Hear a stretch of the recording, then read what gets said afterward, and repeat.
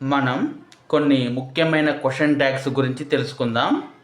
Question tags అనేవి చాలా easy మరియు ఇంపార్టెంట్.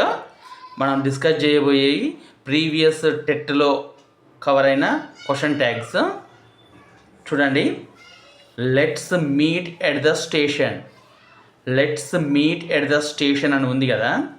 లెట్స్తో మొదలయ్యే సెంటెన్సెస్కి let's go to the market, let's play chess ఇటువంటి వాక్యాలకి, let's meet at the station ఇటువంటి వాక్యాలకి క్వశ్చన్ ట్యాగ్ ఏమవుతుందంటే షల్ వి.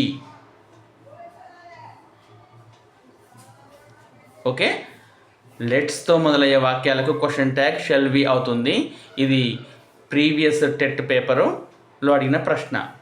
రెండవ చూడండి, సిట్ డౌన్ ఏ మోమెంట్.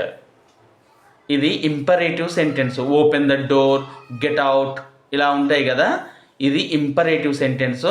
ఇందులో సబ్జెక్ట్ ఉండదు, అంటే యూ అని మనం భావించుకోవాల్సి ఉంటుంది. యూ సిట్ డౌన్ అన్నమాట మీనింగ్ వస్తుంది. సిట్ డౌన్ అనేది ఒక ఇంపరేటివ్ సెంటెన్స్. ఇంపరేటివ్ సెంటెన్సెస్కి క్వశ్చన్ ట్యాగ్ విల్ యూ అవుతుంది.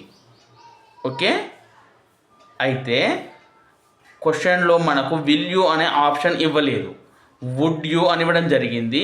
ఇది ఆన్సర్. విల్ యూ లేనప్పుడు మనం వుడ్ యూ,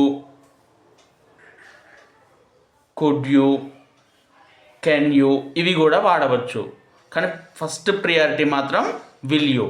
ఓకే, ఇంపరేటివ్ సెంటెన్సెస్కి క్వశ్చన్ ట్యాగ్ విల్ యూ అవుతుంది. మూడవది చూడండి, షట్ అప్.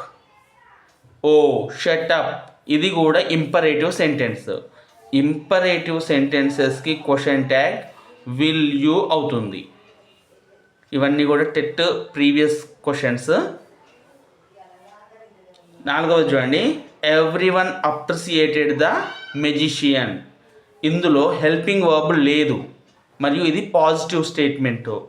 హెల్పింగ్ వర్బ్ లేనప్పుడు మనం డూ, డస్, డిడ్ని వాడతాం కదా.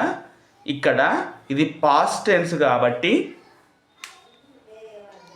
డిడ్ వాడాలి. ఓకే, నాట్ అంటే didn't, everyone, somebody, no one ఇలాంటి ఇండెఫినైట్ ప్రొనౌన్స్ వచ్చినప్పుడు దే అనే ప్రొనౌన్ వాడాలి మనం. ఓకే, ఎవ్రీ వన్ అని ఉన్నప్పుడు దే అనే ప్రొనౌన్ వాడాలి. ఇది చూడండి, this is a beautiful story. This is, that is వంటి సెంటెన్స్లో వచ్చినప్పుడు వాడవలసిన ప్రొనౌన్ ఇట్ వాడాలి. ఇది పాజిటివ్ స్టేట్మెంట్ కదా, నెగేటివ్ ట్యాగ్ రాయాల్సి ఉంటుంది. Isn't it. Okay, question tags గురించి కంప్లీట్ వీడియో మన ఛానల్లో ఉన్నది, తప్పకుండా చూడండి. Thank you.